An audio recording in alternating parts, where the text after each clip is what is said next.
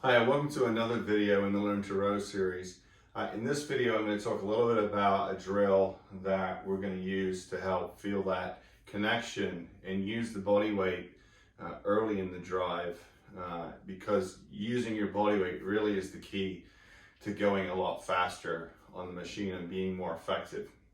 So to start with, what I'm doing is I'm first setting the drag factor a little bit higher than I would normally have. Usually I row on like a 4 or 5. I'm going to bump it up to about a 7 so I get a little bit more fan resistance in there at the beginning of the drive. The other thing I'm going to do is I'm going to set the monitor to show my force curve because I want to see how effectively I'm getting force on the handle earlier in the stroke. And so a good indicator from the force curve that I'm doing this drill correctly is I get a nice steep incline very early on in that force curve. We won't worry about the rest of the force curve. We're just looking for that initial part of it. And the steeper the gradient is, the more effective we are getting force on per unit time. So this drill is a drill that I got from a couple of other coaches, Bill Manning and John Pancheri, so shout out to them for this.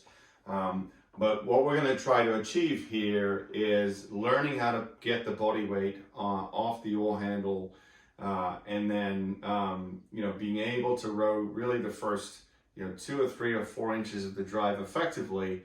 And by doing this, we get a little bit of weight off the seat because we've got our body weight on the oar handle and we're using that effectively. So basically what I'm going to do is kind of strap my feet in here and row this drill, which has really got 3 stages to it. It starts at 3/4 slide here, and it has 3 basic movements. So I'm going to call this 1, 2, 3 drill. I suppose you could call it ABC drill, whatever works. But basically got 3 different positions. So it starts here. And the first position would be 1, and we move the hands up into the catch, moving forward into that fully compressed position. Position 2, a lift of the hands, so the hands are now in the height of work. And then 3 is basically the first 2 or 3 inches of the drive. And what we want to be doing here is being effective with this so that we are getting a little bit of weight off the seat. You'll notice that essentially the cue that I would give is that you're pushing the machine away with the feet. So always focus on pushing the machine away on the feet. We're not trying to draw the handle through with the upper body.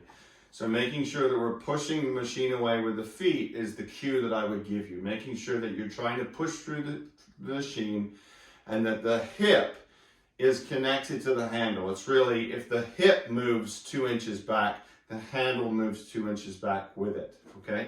So I'm gonna go through it a few more times. So this is 3/4 slide. We go 1, 2, and then 3. What I'm trying to do is lift about 5 or 7 pounds off the seat. So if I'm doing this effectively, I'm gonna feel a little bit of weight lift off the seat. So 1, 2, 3. And you see I'm getting a little bit of lift, 5 to 7 pounds, not a lot. We don't want 30 pounds coming off that seat because we want our force to go in a horizontal direction as possible. But it gives us that sense that we are well connected with the work in order to connect there. And what we should see is if we're feeling it right and we're getting the drill right, that the force curve actually picks up pretty quickly early on. So you can't watch the force curve and have it teach you how to row, but if you're executing the drill right, the graph should show you a nice steep initial incline, showing you that you're well connected with your weight. So I'll do the drill one more time and then talk about a couple of other things that are part of that consideration. So here's 3/4 slide, 1, 2, 3, and lift, right? So how does it look in a little bit quicker motion? So what you could do at this point is go to position number 1 and then make 2 or 3 happen in one go rather than stopping at that position 2. So what does it look like? You go 1 and then 2, 3. So 3/4 slide, 1, 2, 3, right? So we're learning how to feel that connection. So I'm going to kind of take, all of the different pauses and start a 3/4 slide and progress the drill a little bit. There, I'm getting a little bit of lift off of the seat, all right? So, how you achieve that, a couple of different ways. Mainly we're looking at muscle groups like the quads and the core and the lats, okay? So to demonstrate, if I get to this catch position and I just use the quads, that tends to happen, right? And the problem with that is the seat is not connected to the handle. So what I'm doing here is I'm not activating much of the upper body or the core. I'm just activating the quads, and what happens is, we got what we call shooting the slide. Okay, so that's not effective in itself. The other side of things are the lats, right? Engaging the lats. So if I just engage the lats and I don't engage the legs and the quads, then I open the body up too early and I'm not really getting my weight on the oar handle. However, if I partner the quads and the lats and engage through the core, what I am going to get is a ton more connection and a ton more power on that machine.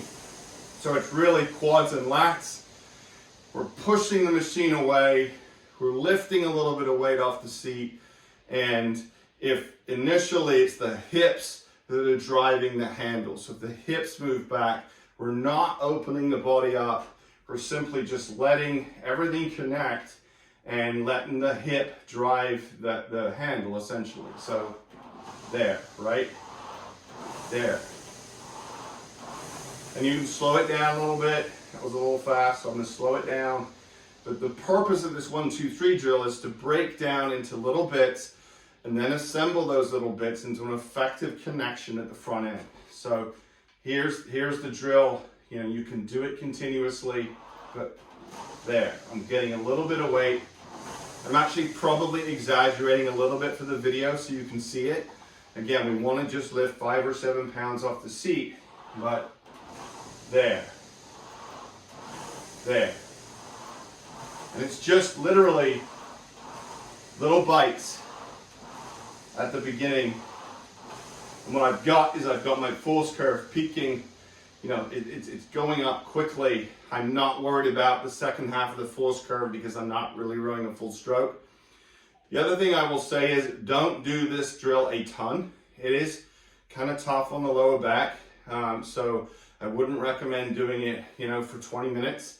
But I think if you did it in, a minute or two, kind of space that out a little bit and get the hang of it, then that would be more effective and kinder to your back. So don't overdo it on this drill. But this is 1, 2, 3 drill. So just to conclude one more time, start at 3/4 slide. 1, 2, lift the hands, and then 3, start that drive, lifting the weight. Let the hips drive the handle and let yourself hang your weight and really push the machine away and let the hips drive the handle initially. And if you can get that, you're going to set yourself up for a very good progression through the drive for the rest of the stroke. I hope you found the video helpful. Thanks for tuning in. And if you haven't subscribed to the channel, go ahead and subscribe to the channel and like the video and send me a comment. Let me know what you thought. All right, thanks for tuning in. We'll see you on the next one.